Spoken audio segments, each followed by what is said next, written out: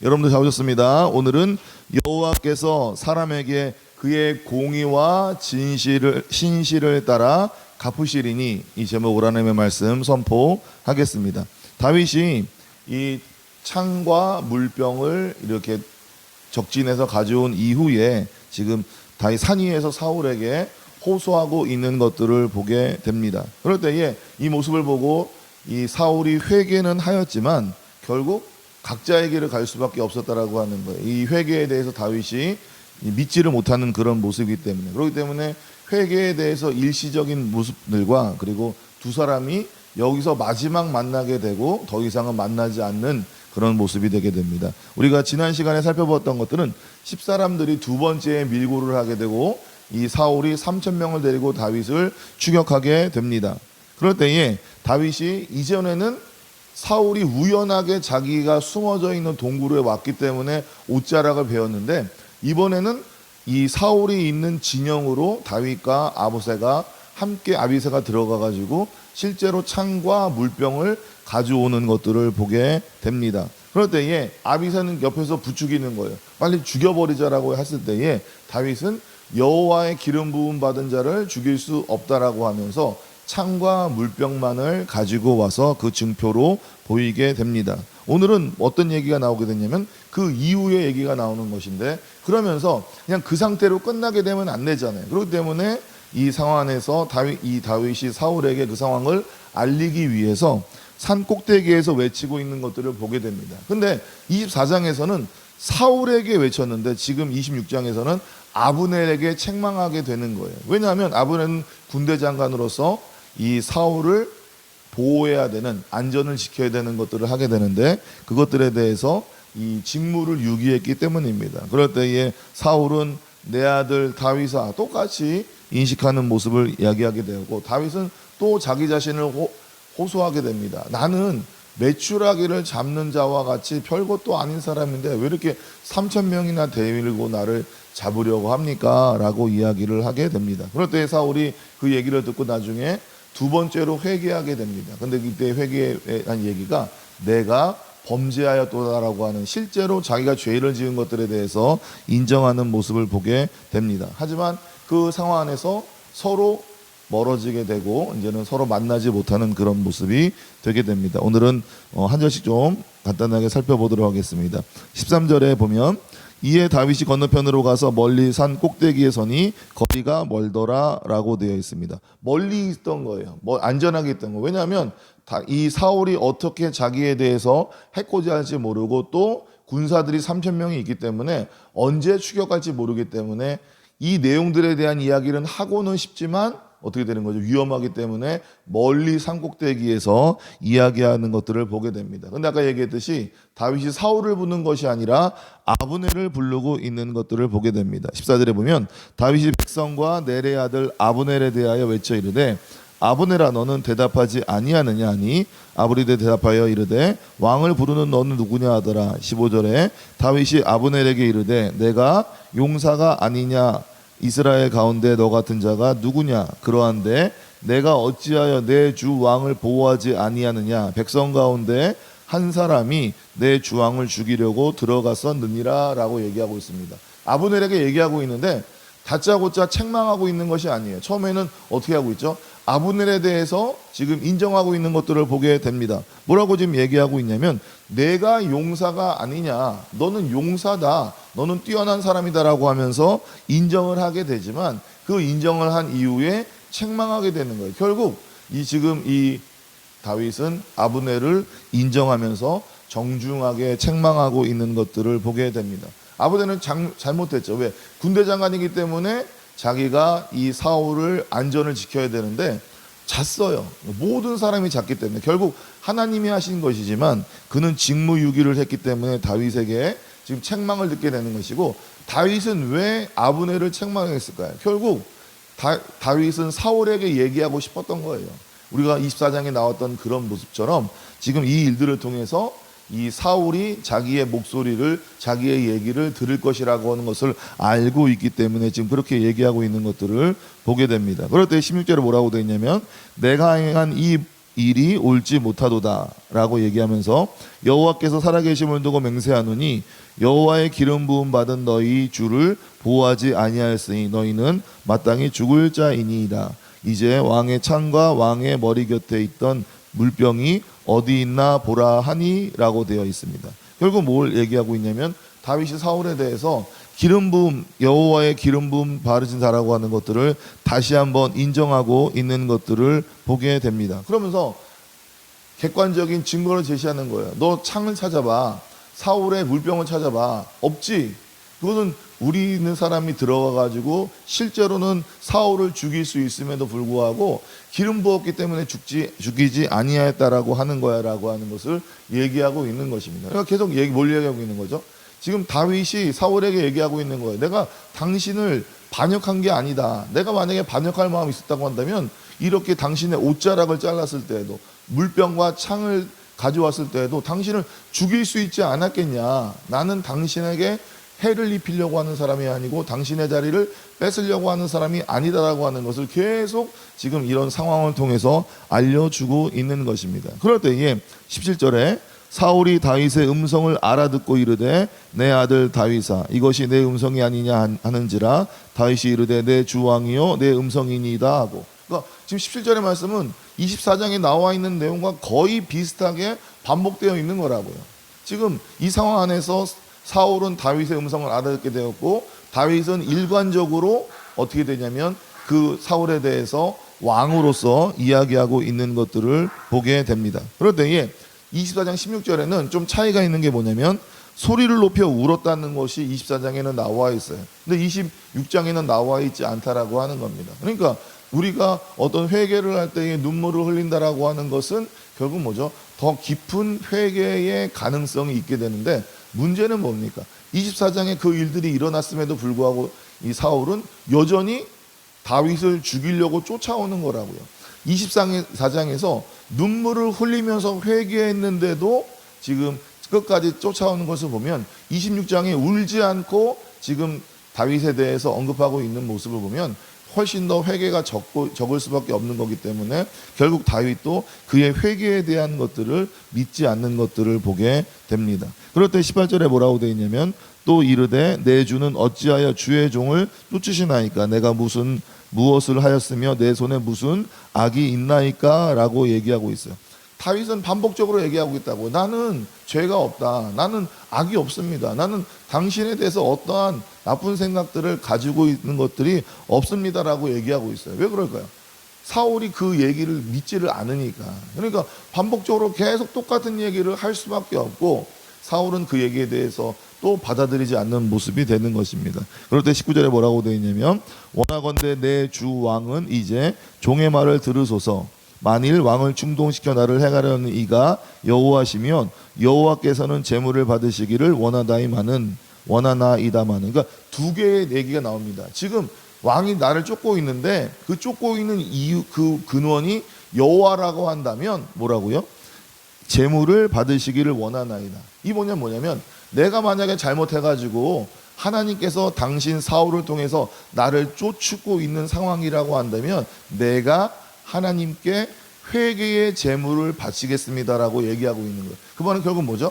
내가 지금 내 잘못이 있다라고 한다면 내가 기꺼이 그 잘못에 대해서 내가 인정하고 받아들일 것에 대해서 준비하고 있습니다라고 하는 것을 얘기하고 있는 거예요. 이렇게 얘기하는 근거가 뭐죠? 자기 자신은 사울에 대해서 잘못한 것이 없기 때문에 이렇게 자신 있게 얘기하고 있는 거예요. 만에 하나 자기가 실수해가지고 잘못한다 할지라도 자기는 회개할 수 있다라고 하는 그런 마음을 갖고 있다라고 하는 것입니다. 그런데 만일 사람들이면 그들이 여호와 앞에서 저주를 받으리니. 근데 만약에 나를 쫓아오고 있는 것이 사람 때문이라고 한다면, 다른 사람의 그러한 모함 때문이라고 한다면 그들이 여호와 앞에서 저주를 받으리니 이는 그들이 이르기를 너는 가서 다른 신을 섬기라 하고 오늘 나를 쫓아내어 여호와의 기업에 참여하지 못하게 함이니이다. 결국 뭐죠?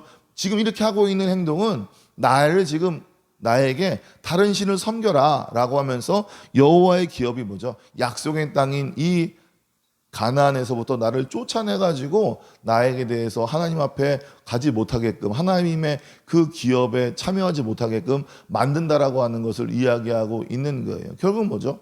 이 일들을 통해서 사람이 그런 일을 했다라고 한다면 반드시 저주를 받아야 된다. 나를 다른 신에게를 섬기려고 나를 몰아내고 나를 가나안으로부터 몰아내는 그런 일들을 하고 있다라고 하는 것을 이야기하게 됩니다. 실제로 27장에서 다윗은 다시 블레셋으로 도망가는 그런 모습이 있게 됩니다. 그럴 때 20절에 뭐라고 되어 있냐면, 그런즉 청하건대 여호와 앞에 서면 여호와 앞에서 먼 이곳에서 이제 나의 피가 땅에 흐르지 말게 하옵소서. 이는 산에서 메추라기를 사냥하는 자와 같이 이스라엘 왕이 한 벼룩을 수색하러 나오셨음이니이다. 결국 뭐죠? 자기를 뭐라고 얘기하고 있습니까? 자기를 메추라기를 사냥한, 자기는 메추라기인데 지금 이 사울이 메추라기를 사랑하는 사람처럼 나타났다라고 하는 거예요. 나는 별 볼 일 없는데, 그런데 당신이 나를 지금 3,000명이나 되고 나를 하고 있다라고 하는 것들, 두 가지 의미가 있죠. 첫 번째는 뭐죠? 나는 아무것도 아니다. 나는 메추라기와 같은 사람이다라고 하는 첫 번째. 두 번째는 뭡니까? 당신은 왕인데 지금 메추라기를 잡기 위해서 3,000명이나 되는 사람을 지금 데리고 오는 것들은 말이 안 되지 않느냐. 두 가지 얘기를 하고 있는 거예요. 자기를 낮추고, 그렇지만 사울이 당신이 하고 있는 것들은 무가치한 행동이다라고 하는 것들을 돌려서 지금 비판하고 있는 것들을 보게 됩니다. 그럴 때에 21절에 뭐라고 되어 있냐면, 사울이 이르되 내가 범죄하였도다. 내 아들 다윗아 돌아오라. 내가 오늘 내 생명을 귀하게 여겼은즉 내가 다시는 너를 해하려 하지 아니하리라. 내가 어리석은 일을 하였으니 대단히 잘못되었다 하는지라. 지금 사울이 얘기하는 것들은 엄청난 회개를 하고 있는 거라고요. 왜냐면 뭐라고 얘기했냐면, 내가 범죄하였도다. 24장에서는 뭐라고 됐냐면, 너는 나보다 의롭다라고 얘기하면 통해서 비교한 거잖아요. 너가 나보다 의롭다라고 하는 것은 나도 의롭지만 너도 의롭다라는 얘기로 받아들일 수 있잖아요. 근데 지금 뭐라고 얘기하고 있죠? 26장에서는 내가 범죄하였다고 얘기하고 있는 거예요. 내가 잘못에 대해서 지금 죄에 대한 고백을 하고 있는 것들을 보게 됩니다. 근데 결국 뭡니까? 똑같은 거라고요. 아무리 내가 당신이 나보다 의롭습니다, 내가 범죄하였다고 아무리 고백해봤자 실제로 삶이 바뀌지 아니하면, 실제로 행동이 변화되지 아니하면 똑같은 거라고요.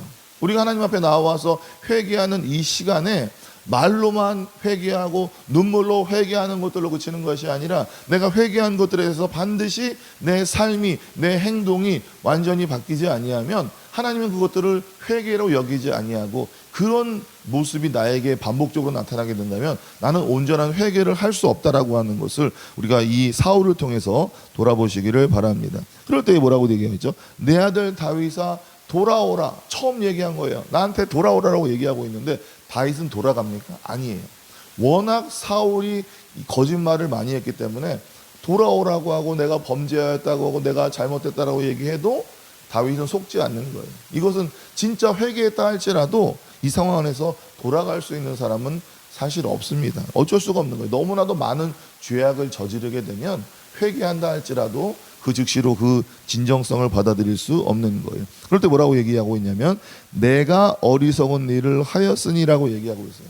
결국 자기가 했던 일들이, 자기가 다윗을 쫓아다니고 있었다는 것이 어리석다라고 하는 것들을 표현하게 됩니다. 사무엘이 사울에게 왕은 망령되이 행하지 말라고 이야기한 것들을 실제로 자기가 행동함을 통해서 자기 입술로 나는 어리석은 일을 하는 사람이라고 하는 것들을 지금 고백하고 있는 것들을 보게 됩니다. 근데 문제는 뭐라고요? 근데 아무런 변화가 없다고요. 아무런 소용이 없다고. 회개를 해도 무슨 얘기를 해도 아무런 의미가 없는 그런 상황이 되게 된 것입니다. 그럴 때 22절에 뭐라고 되어 있냐면, 다윗이 대답하여 이르되 왕은 창을 보소서 한 소년을 보내어 가져가게 하소서. 당연하잖아요. 내가 만약에 이 창을 이 사울에게 주려고 가면 어떻게 되죠? 잡혀갈 거 아니에요. 그렇기 때문에 여기 놔두고 나 도망갈 테니까 이 창은 알아서 챙기세요라고 하는 것들을 얘기하게 됩니다. 그럴 때 23절에 뭐라고 되어 있냐면, 여호와께서 사람에게 그의 공의와 신실을 따라 갚으시리니. 여기서 말씀은 좀 중요한데 뭐냐면, 여호와께서 사람에게 그의 공의와 신실을 따라 갚으시리니. 여기서의 그 의라고 하는 것은 여호와일까요? 사람일까요? 이 부분에 대해서 조금 이 내용들이 엇갈리는 부분들이 조금 있기는 한데, 여기서의 문맥에서의 그리고 다른 성경들에 대해서 보면 여기서의 그인은 사람을 얘기합니다. 그러니까 뭐라고요? 여호와께서 사람에게 그 사람이 행한 공의와 신실에 따라서 갚으시리니. 당연하죠. 왜냐하면 하나님은 원래 공의로우세요. 하나님은 원래 신실하시다고요. 근데 뭐라고요? 사람이 그 사람이 행동하는 거에 따라서 하나님은 판단하신다고요.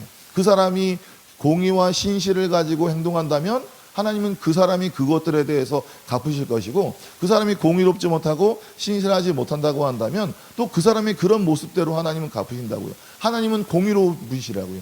잘하는 사람에게는 상을 주고 못하는 사람에게는 벌을 주시는 그 하나님의 모습 안에서 하나님은 결국 그 사람이 어떻게 행동했느냐에 따라서 하나님이 그대로 행동하시는 것이지, 하나님 처음부터 이 사람은 나는 너가 미우니까 너는 처음부터 너는 안 좋은 일만 하고 너는 이쁘니까 잘못해도 용서해주고, 그런 하나님이 아니라고 하는 것들을 이 말씀을 통해서 기억하시기 바랍니다. 그럴 때에 이는 여호와께서 오늘 왕을 내 손에 넘기셨을 때, 결국 뭐죠? 나는 하나님 앞에서 공의롭고 신실하게 행했기 때문에 나는 죄가 없고 당신은 그러지 못했기 때문에 하나님께서 당신을 넘기겠다라고 얘기하고 있는 거예요.